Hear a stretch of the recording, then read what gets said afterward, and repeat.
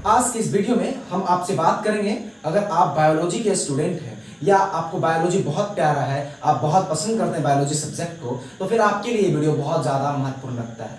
क्योंकि ये इसलिए क्योंकि बायोलॉजी अपने आप में बहुत बड़ा विशाल ब्रांच है विज्ञान का। ये इसलिए भी कहना जरूरी समझूंगा क्योंकि अगर आप इस वीडियो को अंत तक देखेंगे तो आप पाएंगे कि बायोलॉजी में कितना कुछ पढ़ना होता है और बहुत मजेदार चीजें होती है। ऐसा नहीं कि आप किसी बायोलॉजी के किसी भी तरह के एक भी चैप्टर में जाकर के बोर हो सकते हैं, बशर्ते एक शर्त होती है उसके लिए कि आप बिल्कुल रुचि लेकर के पढ़ना चाहो तो। बायोलॉजी क्या है, ब्रांचेस बायोलॉजी के नोट्स कैसे सही से बनाए जा सके, बायोलॉजी में कौन से टॉपिक सबसे पहले या कौन से चैप्टर सबसे पहले और किस चैप्टर को किसके बाद, और सिस्टमेटिकली बायोलॉजी को शुरू से अंत तक कैसे पढ़ा जाए, यही इस वीडियो के अंत तक आप जान पाएंगे और समझ पाएंगे। आइए इस वीडियो के हम शुरुआत में बात करते सबसे पहले बायोलॉजी क्या है। बायोलॉजी मुख्य रूप से नाम में ही अपना पहचान छोड़ देता है, क्योंकि बायोलॉजी में दो शब्द आते हैं, बायो और लॉजी। बायो मतलब होता है ऑर्गेनिज्म यानी जीव जिसे आप बोलते हो, और लॉजी का मतलब होता है स्टडीज। कुल मिला के बायोलॉजी कह रहा है साफ साफ कि इसमें आप स्टडी करते हो ऑर्गेनिज्म का यानी जीव का अध्ययन करते हो। सवाल दूसरा आता है, जीव कौन है। यही जीव कौन है के साथ बायोलॉजी शुरू हो जाता है। ये आप तो बायोलॉजी को जब हम डिस्कस कर रहे होंगे, बायोलॉजी के जो आगे सीरीज हम लोग लॉन्च करने वाले हैं अलग अलग, उसमें जानेंगे व्हाट इज ऑर्गेनिज्म, किसे कहते हैं जीव, और वो आगे की बात होगी। फिलहाल इतना जानिए कि बायोलॉजी में जीव को पढ़ा जाता है। बायोलॉजी में जीव को पढ़ा जाता है, इस बात से यह स्पष्ट हो जाता है कि दुनिया में कई प्रकार के जीव हैं, कई जाति हैं जीव की, माने कई स्पीसीज हैं ऑर्गेनिज्म के। ऑर्गेनिज्म के लगभग दुनिया में वैज्ञानिकों के माने तो 7 मिलियन डिफरेंट टाइप के स्पीसीज हैं, माने दुनिया में अलग अलग 70 लाख प्रकार के जीव की जाति है। मगर वैज्ञानिकों की ही माने तो इसी डाटा में और कुछ मॉडिफाई कर दूं कि 1.7 एवरेज में बता रहा हूं, 1.7 मिलियन माने लगभग 17 लाख जीव यानी लगभग 1.7 मिलियन स्पीसीज अब तक आइडेंटिफाई कर लिया गया है। 7 मिलियन एग्जिस्ट करते हैं, पर उसमें सभी को अभी बायोलॉजी में ऐड नहीं किया गया, सबको जाना नहीं गया है, सबका स्टडी नहीं किया गया, पर 1.7 मिलियन मतलब 17 लाख स्पीसीज को लगभग बायोलॉजी के साइंटिस्टों ने अब तक आइडेंटिफाई कर लिया है और उस पर हम बायोलॉजी में स्टडी करते हैं। जी हाँ, 1.7 मिलियन स्पीसीज को पढ़ा जाता है पूरे बायोलॉजी के अंदर। ये बहुत बड़ा बिल्कुल होता है नंबर में, पर बायोलॉजी में कुछ वैज्ञानिकों के कहे कि करिश्मा कुदरत है कि उन्होंने इस 1.7 मिलियन स्पीसीज को मात्र 5 कैटेगरी में बांटकर बायोलॉजी को छोटा कर दिया है। बहुत बड़ा होता वरना, पर फिर भी बहुत बड़ा है। 5 किंगडम पढ़ते हो आप जब क्लास 11th में जाते हो या क्लास 9th में जाते हो। क्लास 9th में 5 किंगडम को छोटे तौर पे, बल्कि क्लास 11th में 5 किंगडम को बहुत डिटेल में पढ़ाया जाता है। क्या है, हम आते हैं वापस से कि बायोलॉजी क्या है। तो बायोलॉजी ऑर्गेनिजम्स के स्टडी करवाते हैं, और वो भी 1.7 मिलियन स्पीसीज जो आइडेंटिफाई है, अब तक डिस्क्राइब्ड हो चुके हैं, उसके बारे में। 5 कैटेगरी जो है बायोलॉजी के अंतर्गत आता है, जिसमें Monera, protista, fungi, plant and animal नाम से 5 कैटेगरी है। जैसे आप ऐसे भी बोलते हो, Monera kingdom, Plantae kingdom, Animalia kingdom और प्रोटिस्टा किंगडम और फंगी किंगडम, और इस तरह से 5 किंगडम हो जाते हैं। प्लांटी किंगडम और एनिमिलिया किंगडम सबसे अंत में पढ़ा जाता है, उससे पहले मोनेरा, प्रोटिस्टा और फंगी पढ़ते हैं। ये कुछ इस तरह से है कि जिस तरह के सबसे स्मॉलेस्ट, सबसे लोअर टाइप के ऑर्गेनिज्म यानी सबसे गए गुजरे निम्न स्तर के जो जीव हैं, गए गुजरे से मेरा मतलब है डेवलपमेंट के बेसिस पे, मतलब जो सबसे लोअर डेवलप ऑर्गेनिज्म है उसको सबसे पहले पढ़ा जाता है। मोनेरा किंगडम से स्टार्ट होता है, जिसमें बैक्टीरिया वगैरह आते हैं, फिर फंगी होता है, फिर प्रोटिस्टा होता है, फिर प्लांटी, उसके बाद सबसे डेवलप किंगडम एनिमल किंगडम में आता है। और एनिमल किंगडम में भी डिफरेंट टाइप के एनिमल्स, बहुत टाइप के एनिमल्स हैं। उस एनिमल्स में भी सबसे जो हाईली डेवलप एनिमल ह्यूमन, सबसे अंत में उसे पढ़ा जाता है, जो कि कॉर्डेटा नाम के एक छोटे से फाइलम, कॉर्डेटा फाइलम में पढ़ा जाता है। क्या है, ये चीजें वहां की है, आप वहां पे ज्यादा लेवल समझ पाएंगे, और अगर आप बायोलॉजी के स्टूडेंट हैं तो इस बातों को समझ भी रहे होंगे। अब आते हैं बात आगे की, इससे बायोलॉजी के जो 5 कैटेगरी में बांटा गया है, दुनिया में जितने भी ऑर्गेनिज्म इन सभी को में ब्रांचेस किस तरह से बनाया गया है। तो कुल मिलाकर अगर बांटा जाए तो ऐसे 5 ब्रांचेस भी कर सकते हैं, पर अब बायोलॉजी के ब्रांचेस में अगर कहा जाए तो मुख्य रूप से हम लोग ऐसे पढ़ लेते हैं कि जूलॉजी एंड बॉटनी, माने हम स्पेशली जूलॉजी में एनिमल पढ़ते हैं और बॉटनी में प्लांटी पढ़ते हैं। बॉटनी में प्लांटी के अलावा बॉटनी में प्रोटिस्टा को भी पढ़ा जाता है, फंगी को भी पढ़ा जाता है, और काफी हद तक मोनेरा को भी पढ़ाया जाता है। तो बॉटनी और जूलॉजी है, पर कई ब्रांचेज हैं, इस पर हम लोग बात आगे करें। आज हमारा जो ओवरव्यू है वो ये है बायोलॉजी क्या है, बायोलॉजी के ब्रांचेज, और सबसे बड़ी चीज़ इस लेक्चर में जो हमको जानना है वो ये कि बायोलॉजी को पढ़ने का सही तरीका कहाँ है, मैंने टॉपिक कहाँ से स्टार्ट करें, कौन से चैप्टर से शुरू करें, और हम अभी सारे चैप्टर का एक सीरीज बताने वाला है आपको कि पहले ये चैप्टर फिर चैप्टर फिर, और आप अंतर मानोगे यार ये सही है। तो सबसे पहले जानते हैं हम कि बायोलॉजी के नोट्स बनाने का सबसे सही तरीका क्या है। बायोलॉजी के नोट्स बनाने का सबसे सही तरीका क्या है? तो देखिए, बायोलॉजी में दो चीजें होती हैं। बायोलॉजी में एक थ्योरी और दूसरा डायग्राम, दो मुख्य चीजें होती हैं, थ्योरी और डायग्राम। आपको थ्योरी इसलिए ज्यादा से ज्यादा करना जरूरी होता है क्योंकि थ्योरी के अंदर, थ्योरी के अंत में आप पाते हो उनसे जुड़े कई नए नए कॉन्सेप्ट। तो फिर आपको लगता है अच्छा तो इसके कारण ऐसा होता है, तो ये होता है। जी हाँ, ये थ्योरी की कॉन्सेप्ट की एक अपनी पावर है। डायग्राम इसलिए जरूरी होता है ताकि आप एक इमेजिंग कर पाते हो, ताकि आप उन चीजों को विजुअलाइज कर पाते हो, ये इसलिए डायग्राम जरूरी होता है। खैर, कई बार आप बायोलॉजी को शॉर्ट नोट्स करके आप उसमें डायग्राम्स को या थ्योरी को कम कर देते हो, तो चीजें थोड़ी सी आपके लिए बाद में दिक्कतें देती है। अधिकांशतः कोचिंग इंडस्ट्री में ऐसा ही कराया जाता है कि क्लास 9, 10, 11, 12 में तो बच्चों को शॉर्ट नोट्स दे दिए जाते हैं और उस पर किसी तरह से एग्जाम पास तो करवा दिया जाता है, पर वो बायोलॉजी से जुड़े जो इतने बड़े विशाल भंडार है बायोलॉजी में, ज्ञान का बोलो या फिर बायोलॉजी में जितने ज़्यादा नॉलेज छुपे हैं, सारे अंधविश्वास को काटने का बायोलॉजी के अंदर तो है समाधान कि कैसे हमारा बॉडी क्या करता है, कैसे हम सोचते हैं, से लेकर हर तरह की चीज़ें बायोलॉजी में छुपी हुई है। तो बायोलॉजी डायग्राम और बायोलॉजी थ्योरी बेस्ड सब्जेक्ट है, इसलिए बायोलॉजी में इन दो चीज़ों पे ध्यान रखना चाहिए। मेरा मानना है कि एक कुछ इस तरह का कॉपी, जो कि मैं हाल में ही कुछ साल पहले इस तरह का कॉपी एक लेकर के नोट बनाया था,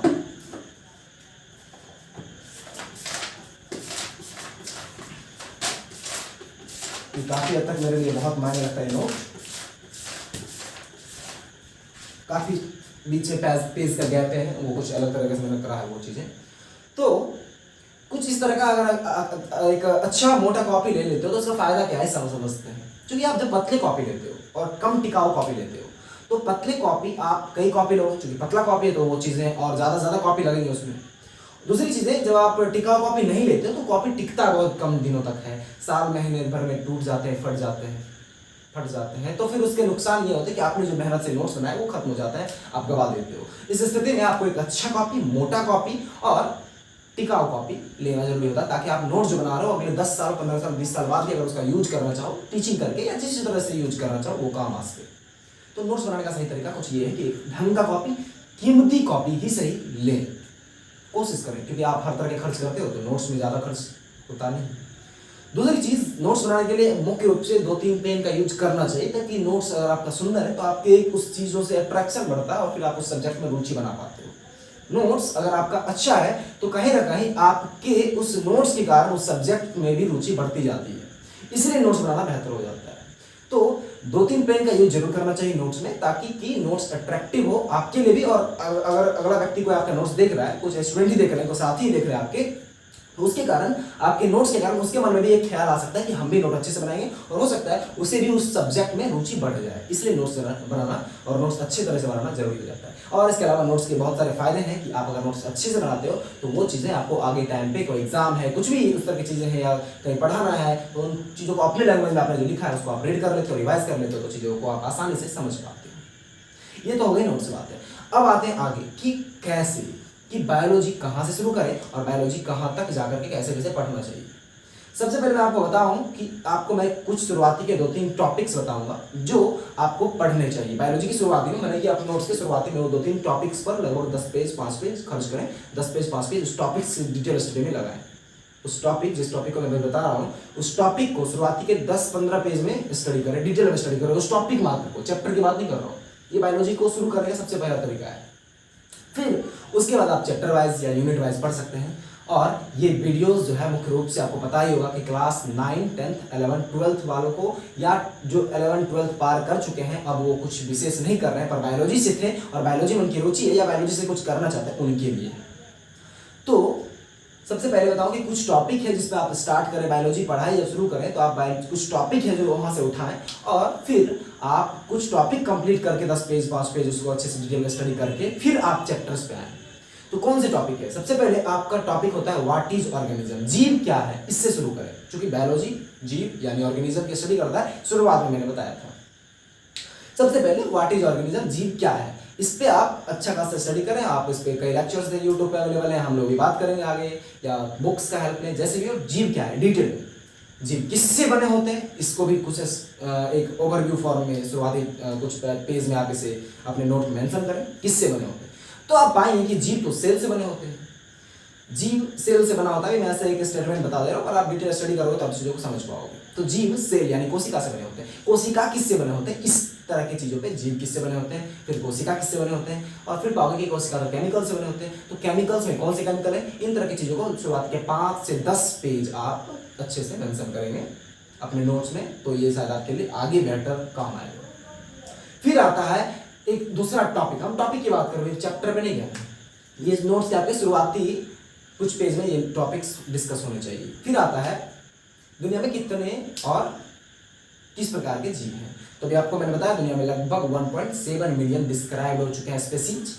उन तरह की चीज़ों को 5 कैटेगरी को शुरुआती पेज में लिखें, और फिर कौन कौन से किंगडम है सभी किंगडम के नाम लिखें, और सभी किंगडम के बारे में 2, 4, 5, 10 लाइन का एक छोटा शॉर्ट नोट्स शुरुआती के कुछ पेज में बनाएं। ये हो जाता है 2 टॉपिक्स के साथ आपका खत्म, कि नोट्स शुरुआती 2-3 टॉपिक से शुरू करना है। ये इंट्रोडक्शन होता है ना, नोट का इंट्रोडक्शन, तो एक तरह से नोट का ये इंट्रोडक्शन। क्योंकि बायोलॉजी पढ़ रहे हो तो बायोलॉजी में आप दुनिया में जो जीव है, तो जीव के बारे में ही पढ़ने वाले हो, तो जीव क्या है और जीव कितने तरह के हैं, इससे आप नोट्स का शुरुआत करते हो। अब आता है कि चैप्टर्स कैसे स्टार्ट करें। तो क्लास 9, 10th, 11th, 12th को सबको एक साथ इन्वॉल्व करके मैंने एक कंप्लीट सीरीज बनाया कि कहाँ से कैसे कैसे करना चाहिए। और क्लास 9th में भी हो आप, तो मैं कहूँगा कि अगर आप बायोलॉजी अच्छे से पढ़ना चाहते हो तो क्लास 9th में ही आप क्लास 9th में ही आप वो पढ़ो जो क्लास 9th के बाद 11th, 12th में पढ़ना पड़ चुकी है। इसलिए क्योंकि बायोलॉजी में क्लास 9, 10 में जो पढ़ोगे वापस वही चीज़ 11th, 12th में आएगी, और टाइम भी आपको उतना मिलता नहीं जितना चाहिए। तो क्लास 9 से अगर आप शुरू कर दो तो आपको वो सही टाइम और उपयुक्त टाइम मिल पाएगा जितना चाहिए, क्योंकि टाइम बहुत कम मिलता है 11th, 12th में, और पढ़ना बहुत ज़्यादा होता है बायोलॉजी के अंदर, बहुत ज़्यादा मतलब जरूरी ही है पढ़ना वो। तो क्लास 9th में हो तो भी, 11th में हो तो भी, 12th में हो तो भी, और 10th में हो तो भी, या आप बायोलॉजी में किसी भी तरह की जगह पे अभी आपको पढ़ने का जो सही तरीका चैप्टर वाइज मैं वो आपको सबसे पहले डिस्कस करता हूँ। तो सबसे पहले आप पढ़ें बायोमोलिक्यूल्स, चैप्टर का नाम बता दे रहा हूँ। बायोमोलिक्यूल्स यानी हिंदी मीडियम में कहते हो जैव अणु कह सकते हो, जैव अणु या बायोमोलिक्यूल्स सबसे पहले पढ़े।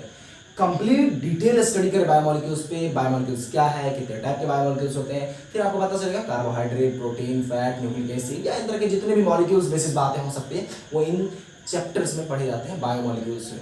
बायो माने साफ है ऑर्गेनिज्म, और मॉलिक्यूल माने मॉलिक्यूल्स है एलिमेंट बेसिस पे जो भी बातें होंगी उसमें। सो वो सारे मॉलिक्यूल्स जो एक ऑर्गेनिज्म में पाए जाएंगे उन सभी को बायोमोलिक्यूल्स में पढ़ाया जाता है। बायोमोलिक्यूल्स क्यों पढ़ना जरूरी है?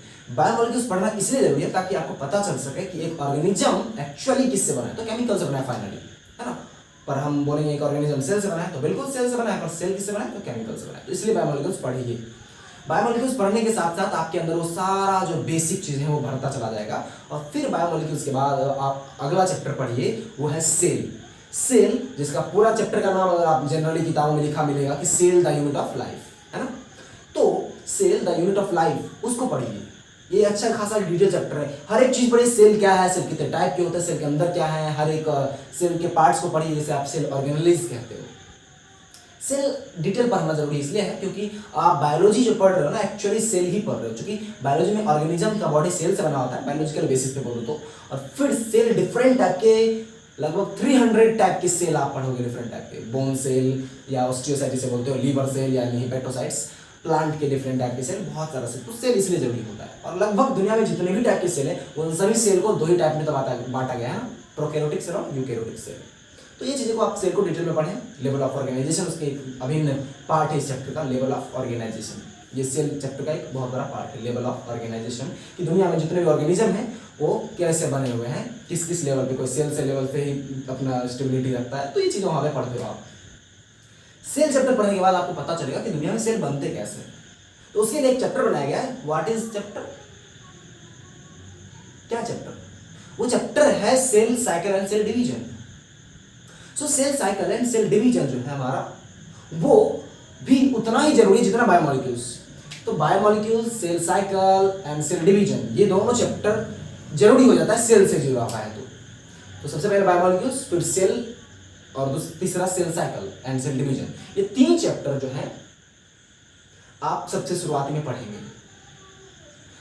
सेल खत्म हो जाता है, cell cycle and cell division खत्म हो जाता है, तो आता है कि ग्रुप ऑफ सेल, जो कि सेल बहुत सारा अगर एक साथ मिल जाता है तो टिश्यू कहलाता है। तो टिश्यू एक चैप्टर आता है। टिश्यू चैप्टर में भी आपको 2 पार्ट्स पढ़ने होते हैं, एक एनिमल टिश्यू, एक प्लांट टिश्यू। तो सबसे पहले आप एनिमल टिश्यू को पढ़ेंगे, डिटेल में एनिमल टिश्यू पढ़ लेने के बाद डिटेल में आप प्लांट टिश्यू को पढ़ेंगे। माने कि प्लांट के डिफरेंट टाइप के टिश्यू, एनिमल में डिफरेंट टाइप के टिश्यू, क्या चीज़ है, सारा कुछ वहाँ पे पढ़ते हो आप।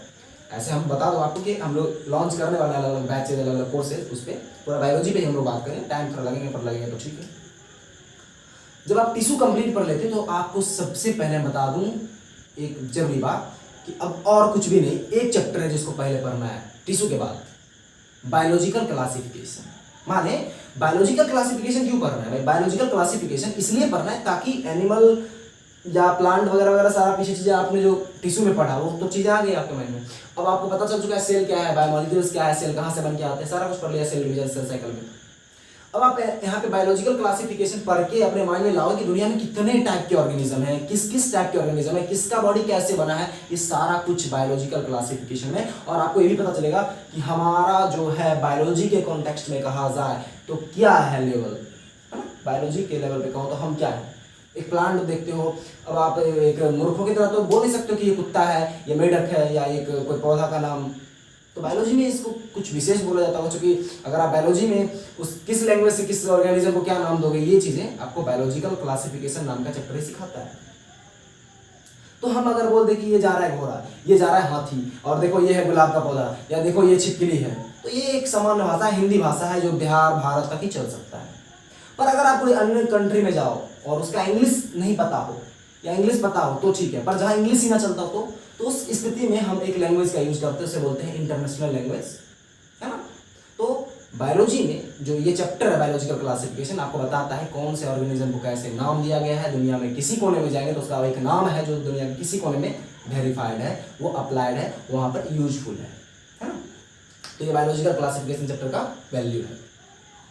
अब आता है इसके बाद क्या पढ़ना है, तो अब भाई कुछ नहीं, अब आपको डायरेक्ट निकल जाना है ऑर्गन सिस्टम, है ना, अंग तंत्र पे। ऑर्गन सिस्टम चैप्टर्स नहीं है बल्कि ऑर्गन सिस्टम बहुत बड़ा श्रृंखला है जिसके अंदर कई चैप्टर्स आते हैं। तो ऑर्गन सिस्टम में मुख्य रूप से मैं आपको जोड़ना चाहूंगा कि ऑर्गन सिस्टम में सबसे पहले कौन सा ऑर्गन सिस्टम पढ़े, सबसे पहले कौन सा ऑर्गन सिस्टम पढ़े, तो सबसे पहले आप पढ़िए स्केलेटल सिस्टम। सबसे पहले आप स्केलेटल सिस्टम पढ़िए। स्केलेटल सिस्टम क्यों पढ़ना पहले जरूरी है, क्योंकि स्केलेटल सिस्टम पढ़ने के साथ साथ आपके पूरे बॉडी के जो स्केलेटन यानी जो हमारा बोन है और कुछ एवरेज कार्टिलेज है यानी हड्डी यानी अस्थि और उपास्थि जो है बोन और कार्टिलेज है, उसके नाम तो जाने जाते हैं और बॉडी के अलग अलग लोकेशन के बारे में भी कुछ आइडिया आपको मिल जाता है। तो सबसे पहले स्केलेटल सिस्टम पढ़ना या स्केलेटल सिस्टम से आप बोल देते हो। ठीक उसके तुरंत बाद आप डाइजेस्टिव सिस्टम पढ़ेंगे। डाइजेस्टिव सिस्टम क्यों पढ़ेंगे, ताकि आपको आइडिया आ जाए कि न्यूट्रिएंट हमारे बॉडी में आता कैसे है, कहाँ आता है, कैसे कैसे फाइनली स्टोर होता है, क्योंकि उसका फिर यूज होता है एक सिस्टमेटिक वे में। डाइजेस्टिव सिस्टम पढ़ने के बाद आपको रेस्पिरेटरी सिस्टम एकदम नोट कर लीजिए। डाइजेस्टिव सिस्टम के पढ़ने के बाद आपको सबसे पहले हम क्या बोला, स्केलेटल सिस्टम, सबसे पहले स्केलेटल सिस्टम, फिर डाइजेस्टिव सिस्टम, फिर रेस्पिरेटरी सिस्टम, फिर मस्कुलर सिस्टम, फिर सर्कुलेटरी सिस्टम और फिर एंडोक्राइन सिस्टम, फिर यूरिनरी सिस्टम। जब आप एंडोक्राइन सिस्टम पढ़ेंगे ना तो आपको बॉडी के डिफरेंट टाइप के ग्लैंड जैसा एक चीज होता है। ग्लैंड होता है एक स्मॉलर पार्ट होता है या स्ट्रक्चर होता है जो सेल टिश्यू से बना होता है, जिसके पास एक स्पेशल कैपेसिटी होता है कि वो एक स्पेशल टाइप के केमिकल सीक्रेट करे जिसे हार्मोन कहते हैं। तो ये एंडोक्राइन सिस्टम होता है। उसी में एक्सोक्राइन सिस्टम भी ऐड कर सकते हो आप, एंडोक्राइन एंड एक्सोक्राइन सिस्टम, जिसे आप बोल सकते हो एंडोक्राइन एंड एक्सोक्राइन ग्लैंड उसमें पढ़ते हैं। फिर यूरिनरी सिस्टम। यूरिनरी सिस्टम में मुख्य रूप से आप पढ़ते हो यूरिन का जो पूरा फॉर्मेशन है, माने किडनी पढ़ते हैं मुख्य रूप से, नेफ्रॉन, ये यूरिनरी सिस्टम का पार्ट है। फिर आपको पढ़ना है लिम्फेटिक सिस्टम, फिर नर्वस सिस्टम, फिर इंटेग्युमेटरी सिस्टम, फिर जेनेटिक्स। जी हाँ, इंटेग्युमेटरी सिस्टम में मुख्य रूप से आप स्किन को पढ़ते हो या फिर बॉडी के एक्सटर्नल पार्ट्स को पढ़ते हो। पर नर्वस सिस्टम थोड़ा सा इंपॉर्टेंट है। नर्वस सिस्टम आपको एकदम से डिटेल में पढ़ना है, क्योंकि नर्वस सिस्टम आप जब एक बार पढ़ लेते हो ना तो चीज़ें आपको साफ हो जाती है। अच्छा तो ये इसलिए ऐसा है, जी हाँ ऐसा होता है। सो नर्वस सिस्टम जरूरी है। नर्वस सिस्टम के बाद इंटेग्युमेटरी सिस्टम। नर्वस सिस्टम में ऐड करना चाहूँगा, नर्वस सिस्टम जो होता है, इस नर्वस सिस्टम के अंतर्गत अलग अलग टाइप के सेंस ऑर्गन्स आते हैं। So nervous system, integumentary system, genetics. अब जेनेटिक्स पे आइए, क्योंकि ये देखिए ये जो मैंने बता रहा हूँ ना ये अपने मन से कुछ भी नहीं बोला जा रहा, उसमें मैंने पूरा एक प्लान वे में चीज़ें तैयार करा है। सो जेनेटिक्स, जेनेटिक्स में आप मुख्य रूप से चीज़ें आप 10th के अंदर भी जेनेटिक्स थोड़ा सा पढ़ते हो और फिर 12th के अंदर पढ़ते हो, पर जेनेटिक्स कैसे पढ़ना है, तो जेनेटिक्स के अंदर 2 चैप्टर आते हैं, है ना। जेनेटिक्स के अंदर जो है 2 चीज़ें आती हैं। तो सबसे पहले जेनेटिक्स में जो आप 2 चैप्टर पढ़ते हो तो ठीक है, पर आपको समझना होगा जेनेटिक्स चीज़ क्या है, जेनेटिक्स मतलब क्या है, कहाँ से आया वर्ड, किस साइंटिस्ट ने स्टार्ट किया, और फिर डीएनए क्या है, आरएनए क्या है, आरएनए से प्रोटीन कैसे बनते हैं, प्रोसेस का नाम क्या है, और फिर मॉलिक्यूलर बेसिस ऑफ इनहेरिटेंस एक चैप्टर है, उसको पढ़िए। उसके जेनेटिक्स से ही अटैच है बायोटेक्नोलॉजी। बायोटेक्नोलॉजी भी पढ़िए, जो कि इसलिए पढ़िए क्योंकि आपको टेक्नोलॉजी जो बायोलॉजी से कंसर्न है वो आपको उस चैप्टर में आइडिया आता है और फिर चीज़ें ब्रॉड लेवल पे जाता है। जेनेटिक्स के बाद आप पढ़ोगे रिप्रोडक्टिव सिस्टम। देखो मैं जो कुछ भी बोल रहा हूँ मुझे याद है, मैं आपको रिवाइज कराऊंगा, पूरा बताऊंगा दोबारा से कि कैसे कैसे कौन सा चैप्टर पढ़ने हैं। सो रिप्रोडक्टिव सिस्टम, रिप्रोडक्टिव सिस्टम में भी आप देखोगे तो आपको पता चलेगा कि 2 टाइप के रिप्रोडक्शन होते हैं, 2 टाइप्स ऑफ रिप्रोडक्शन। असेक्सुअल पहले पढ़िए, सेक्सुअल रिप्रोडक्शन बाद में पढ़िए। असेक्सुअल रिप्रोडक्शन भी कई टाइप के होते हैं, तो असेक्सुअल रिप्रोडक्शन के भी डिफरेंट टाइप्स को डिटेल में पढ़िए, सेक्सुअल रिप्रोडक्शन को भी काफी डिटेल में पढ़िए। उसके बाद आप पढ़ सकते हो रिप्रोडक्शन के अंदर male reproductive system, female reproductive system. ये रिप्रोडक्टिव सिस्टम पढ़ने का सही तरीका है, डिटेल में सारा चीज़ को डिटेल में बोल रहा है, कुछ भी छोड़ रहा नहीं, क्योंकि इसलिए आप 11th-12th करके निकले तो आप हाँ कह सकते हो कि मेरे पास कंप्लीट बायोलॉजी की बेसिक चीज़ें, ये सब बेसिक है, पढ़ने के लिए बहुत चीज़ें। एम्ब्रियोलॉजी एक अपना एक बुक है एम्ब्रियोलॉजी, एमबीबीएस में पढ़ेंगे, पर अभी आपको यहाँ नहीं बात करूँगा मैं। तो रिप्रोडक्टिव सिस्टम में पहले असेक्सुअल रिप्रोडक्शन क्या है, चीज़ें क्या है, इसकी टाइप्स क्या है, पूरा प्रोसेस। सेक्सुअल रिप्रोडक्शन, फिर उसके भी सेक्सुअल रिप्रोडक्शन के भी बहुत सारे इवेंट हैं। उसके बाद आप इसमें ह्यूमन रिप्रोडक्शन स्पेशली पढ़ते हो रिप्रोडक्टिव सिस्टम के अंतर्गत, human reproduction specially. Human reproductive system में आप मेल रिप्रोडक्टिव सिस्टम पहले, फीमेल रिप्रोडक्टिव सिस्टम बाद, और फिर इसके अंदर कई प्रोसेस हैं, कई इवेंट्स होते हैं, ये पढ़ते हो। और ये चीज़ें होने के बाद, रिप्रोडक्टिव सिस्टम होने के बाद आप पढ़ते हो कुछ हेल्थ एंड डिजीज के कॉन्सेप्ट। ये 12th के अंदर स्पेशली है और फिर 10th में भी आता है, लेकिन मैं आपको जो बात कर रहा हूँ वो ये कि एक बायोलॉजी के स्टूडेंट कैसे सब कुछ पढ़े एक सीरीज में ऐसे। तो उसके बाद आप पढ़ सकते हो ह्यूमन हेल्थ एंड डिजीज, है ना। ह्यूमन हेल्थ एंड डिजीज में आपको मुख्य रूप से पता चलता है हेल्थ क्या है, इलनेस क्या है, डिजीज क्या है, साइन एंड सिम्टम का मतलब क्या होता है, सिंड्रोम क्या है, किसी भी डिजीज में कौन कौन से टर्म यूज किए जाते हैं, डायग्नोसिस क्या होता है, प्रिवेंशन माने क्या, प्रिवेंशन किसी चीज को कैसे करे, कई स्पेशल टाइप के डिजीज पढ़ते हो, एड्स पढ़ते हो, कैंसर पढ़ते हो, उसके अलावा आप निमोनिया पढ़ते हो, अस्थमा पढ़ते हो, ट्यूबरकुलोसिस पढ़ते हो, रिंगवर्म पढ़ते हो, टाइफाइड पढ़ते हो। बहुत सारे डिजीज हैं जो पढ़ने लायक हैं और जानने लायक हैं, जरूरी भी है, वो पढ़ना चाहिए उसको। तो ह्यूमन हेल्थ एंड डिजीज ये पढ़िए। उसके बाद ह्यूमन हेल्थ एंड डिजीज के बाद आप पढ़ सकते हो फिर इसी हेल्थ एंड डिजीज का सेकंड पार्ट बोल दो जो कि रिप्रोडक्टिव सिस्टम से अटैच है, रिप्रोडक्टिव हेल्थ। ये स्पेशल है रिप्रोडक्टिव हेल्थ, रिप्रोडक्टिव हेल्थ पढ़ लीजिए। उसके बाद फिर आप बायोलॉजी के एक अलग ही दुनिया है जिसको आप बोल सकते हो, वो पढ़ना शुरू कीजिए, जिसमें हम पढ़ते हैं इवोल्यूशन, कि कैसी दुनिया में ह्यूमन आया है। क्योंकि ह्यूमन डायरेक्ट नहीं आ गया, बायोलॉजी की माने, डार्विन क्या माने, साइंटिस्टों का माने तो ये है कि दुनिया में सबसे पहले स्मॉलेस्ट ऑर्गेनिज्म आया है जो लोअर से लोअर है, उसके बाद धीरे धीरे बातें आई हैं और फाइनली हम लोग इंसान अब आए हैं। एक प्रोसेस इवोल्यूशन का चला है, एक डेवलपमेंट का प्रोसेस चला है, दुनिया धीरे धीरे डेवलप की है, डायरेक्ट बड़ा सा प्लांट नहीं आया, पहले छोटे छोटे प्लांट आए, तो ये प्रोसेस है, उसको इवोल्यूशन में पढ़ते हैं। इवोल्यूशन पढ़िए, उसके बाद बायोडाइवर्सिटी पढ़िए, उसके बाद पॉपुलेशन चीज क्या है, पॉपुलेशन का माने क्या होता है, पॉपुलेशन मैंने व्हाट इज पॉपुलेशन, ये बायोलॉजी के अगर लैंग्वेज में पॉपुलेशन का माने क्या होता है, तो पॉपुलेशन एंड ऑर्गेनिज्म नाम का एक चैप्टर आता है, उसको आप पढ़िए, चैप्टर का नाम ही साफ बोल रहा हूँ। फिर इन्वायरमेंट चीज क्या है, तो आपको इवोल्यूशन और बायोडाइवर्सिटी के बाद पढ़ने को मिलता है इकोलॉजी, उसमें मिलेगा कि व्हाट इज इन्वायरमेंट, इकोलॉजी जिसको आप सीरियसली बोलो तो इकोलॉजी पढ़ना है। उसके बाद इकोलॉजिकल सिस्टम जो होती है, उसके बाद आप इकोलॉजी में ही आप पढ़ते हो इन्वायरमेंटल इशू, कि भाई हमारे यहाँ वाटर जो है, उसके अलावा सॉयल जो है, उसके अलावा साउंड का जो इशू है या एयर का जो इशू है, ये सारी चीज़ें पढ़ना होता है कि कैसे एयर को क्लीन करा जाता है कि हमारा इन्वायरमेंट फ्रेश हो। किसी डिजीज़ में हमारा एयर का जो पोल्यूशन है या जो हमारा नॉइज पोल्यूशन है, ये कैसे हमारे किसी डिजीज में इन्वॉल्व है, ये इन्वायरमेंटल इशू में आप पढ़ते हो। उसके अलावा फिर आप पढ़ते हो फूड स्ट्रेटजी, है फूड के बारे में, क्योंकि बायोलॉजी में ही अपने को ये पढ़ना होगा। तो इस तरह से फाइनली आपको मैंने एक सीरीज बताया कि सबसे पहले क्या पढ़ना फिर क्या पढ़ना। तो मैं दोहरा दूं, एक बार मैं दोहरा देता हूँ कि कौन सी चीज़ों को पहले पढ़ना है और कैसे कैसे सिस्टमेटिक पढ़ना है। सबसे पहले आपको 2 टॉपिक नोट्स में 2 टॉपिक को डिटेल में पढ़ना है। 5-10 पेज के अंदर ही, वो ये कि व्हाट इज ऑर्गेनिज्म, उसके डिटेल में स्टडी कीजिए 5 पेज में, और व्हाट इज ऑर्गेनिज्म के बाद कि ऑर्गेनिज्म को दुनिया की कितने अलग अलग कैटेगरी में बांटा गया है, दुनिया में जितने भी ऑर्गेनिज्म है उसको कितने कैटेगरी में बांटा गया है, जिसको आप बायोलॉजिकल क्लासिफिकेशन भी कह देते हो। तो 2 टॉपिक को आप सबसे पहले अपने नोट्स के 10 पेज में, शुरुआती के 10 पेज में क्लियरली स्टडी करेंगे। उसके बाद आप अलग अलग चैप्टर स्टार्ट करेंगे। चैप्टर का एक पूरा का पूरा मैं ये बता देता हूँ सिस्टमैटिक वे में कि सबसे पहले कौन सा चैप्टर, फिर कौन सा चैप्टर। सबसे पहले आपको बायोमॉलिक्यूल्स पढ़ना है, फिर आपको पढ़ना है cell the unit of life, फिर आपको पढ़ना है cell cycle and cell division, फिर आपको पढ़ना है टिश्यू। टिश्यू में भी 2 एनिमल टिश्यू पहले पढ़ना है, प्लांट टिश्यू बाद में पढ़ना है। उसके बाद आपको पढ़ना है बायोलॉजिकल क्लासिफिकेशन, जो कि एक चैप्टर है। तो बायोलॉजिकल क्लासिफिकेशन में बता दूं मैं आपको, सबसे पहले मोनाडा किंगडम, फिर protista kingdom, fungi kingdom, plant kingdom और फिर फाइनली एनिमल किंगडम आपको डिटेल में पढ़ना है। ये मैं एकदम सीक्वेंस बता दे रहा हूँ। फिर आपको ऑर्गन सिस्टम पे कूदना है। ऑर्गन सिस्टम में भी आपको बताएं 10, 11, 12 लगभग ऑर्गन सिस्टम आपको पढ़ने हैं। जैसे सबसे पहले आपको जो पढ़ना है वो जरूरी 12 चीजें हैं। सबसे पहले आप पढ़िए स्केलेटल सिस्टम, फिर पढ़िए आप डाइजेस्टिव सिस्टम, फिर पढ़िए आप रेस्पिरेटरी सिस्टम, फिर पढ़िए आप मस्कुलर सिस्टम, फिर पढ़िए आप सर्कुलेटरी सिस्टम, फिर पढ़िए आप एंडोक्राइन सिस्टम, फिर एक्सोक्राइन सिस्टम, फिर यूरिनरी सिस्टम, फिर लिम्फेटिक सिस्टम, फिर नर्वस सिस्टम, फिर इंटीग्रेटरी सिस्टम, फिर जेनेटिक्स पे आइए। देखिए एक सीक्वेंस बता दिया, मैं वापस से रिपीट कर रहा हूँ। Skeletal system, digestive system, reproductive system, muscular system, circulatory system, endocrine system, exocrine system. उसके बाद आप पढ़ना है यूरिनरी सिस्टम, लिम्फेटिक सिस्टम, फिर नर्वस सिस्टम, हाँ, और उसके बाद इंटीग्रेटरी सिस्टम। ये सारे सिस्टम कंप्लीट पढ़ने के बाद आप जेनेटिक्स पे कूदिए। जेनेटिक्स के अंदर 2 चैप्टर्स पढ़िए अच्छे से, 12th में दिए हैं। जेनेटिक्स पूरे डिटेल में पढ़ लेने के बाद आपको उसी के अंदर बायोटेक्नोलॉजी भी 2 चैप्टर्स ऐड कर लीजिए, उसको भी पढ़ना है। के बाद आप रिप्रोडक्टिव सिस्टम पे आइए। एक सिस्टम मैंने बाद में अभी ऐड किया, रिप्रोडक्टिव सिस्टम, क्योंकि वहाँ नहीं पढ़ना है, ये जेनेटिक्स के बाद ही पढ़ना है रिप्रोडक्टिव सिस्टम। और reproductive system cell cycle and cell division chapter से पूरे जुड़ा हुआ है।